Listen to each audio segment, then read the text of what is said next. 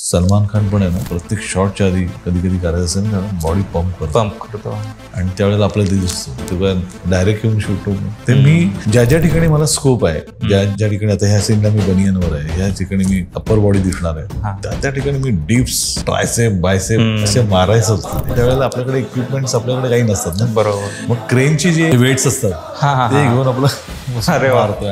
लाईटचे स्टँड आहेत ते जरा हेवी असतात, त्याने आपलं. तर आता आपण त्या फक्त लढ मना रिलेटेड बोलूया. हा कुलकर्णी आमचा माणूस आहे हे विसरला तू.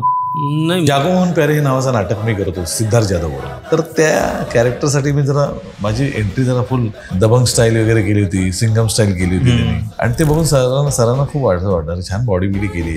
आणि मग सिद्धार्थने पण इन्सिस्ट केलं की त्या रोलसाठी. पण रोल जेव्हा आला ना त्यावेळेला जेमतेम माझ्याकडे 22 दिवसच उरले.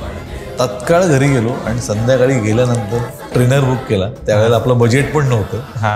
प्रोटीन बिटीन सगळं मागवलं वगैरे. आणि जो काय 2.5 तास व्यायाम करायला लागलो. म्हटलं जे काय आहे ते म्हटलं लेग्स नाही, हे अप्पर बॉडी जास्त दिसणार आहे, लेग्स आपण नंतर करू. आणि 15 दिवसात जो बॉडीमध्ये बदल झालेला दिसला आणि मी संजय सरांना दाखवलं. मी यार क्या बात आहे. प्रीमियरला बघून मी इतकं स्वतःला बघून भारावलं होतो, यार काय दिसतोय, काय करतो. त्यानंतर लक्षात आलं की मला यार याच्या पुढे आपण असं प्रेझेंट झालं पाहिजे.